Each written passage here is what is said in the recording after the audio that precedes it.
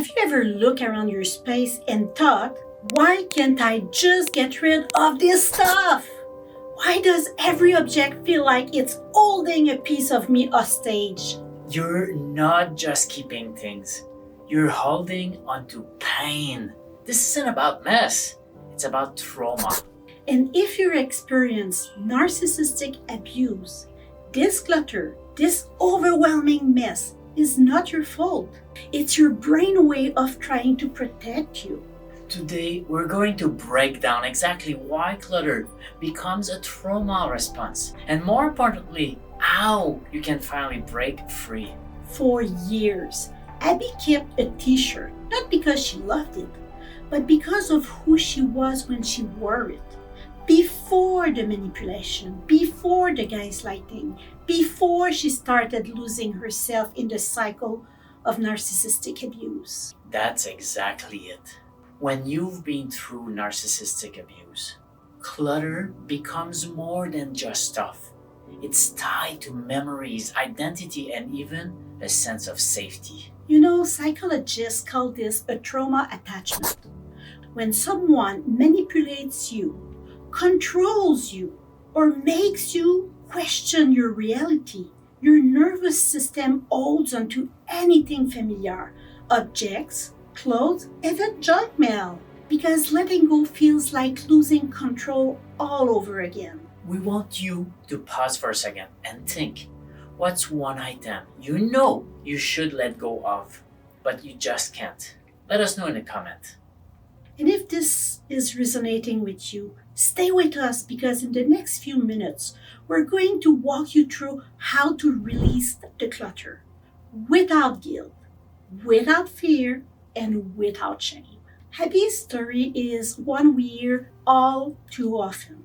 She finally found the strength to leave the narcissistic relationship to break free, but the trauma didn't leave her. She had to escape the person, but not the cycle. You see, Abby had children with her abuser. That meant ongoing contact, constant manipulation, and a battle for boundaries she never had a chance to build. She was in survival mode, constantly trapped in fight, flight, or freeze. In her home, it became a direct reflection of that state, a place of overwhelming clutter where every item felt like a shield against the chaos. Here's what most people don't realize. Trauma physically changes the brain. When someone experiences prolonged emotional abuse, their nervous system rewires itself for survival. This is why letting go of items feel impossible. The clutter isn't just stuff, it's a safety net.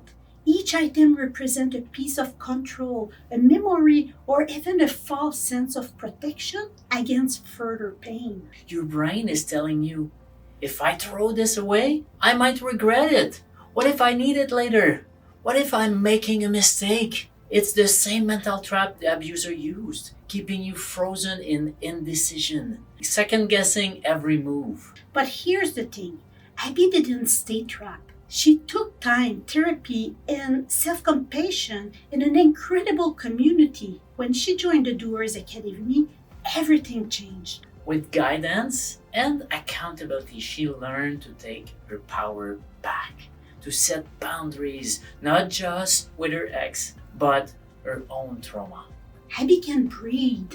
She's not just surviving anymore, she's living. She opens her home to her kids' friends, welcomes her own family back into her space, and most importantly, she decides what stays in her life and what goes. The trauma left a scar, but Abby is no longer letting it control her. If she can do it, so can you. Step 1. Identify what clutter represents in your trauma. Take a moment. Look at one item in your home, an item that you've been holding onto, and ask yourself, is this bringing me peace or is it keeping me stuck? Step 2. Use a safe decluttering method. One item at a time without guilt. Decluttering after trauma isn't about getting rid of everything overnight. Start with one small item, just one. You are in control now. And step 3, join a supportive community. You don't have to do this alone. The Doers Academy is filled with people just like you, getting their life back together, one step at a time. If you need a guide, we're here. Try this one trick for 5 minutes today. Pick an item, hold it, thank it.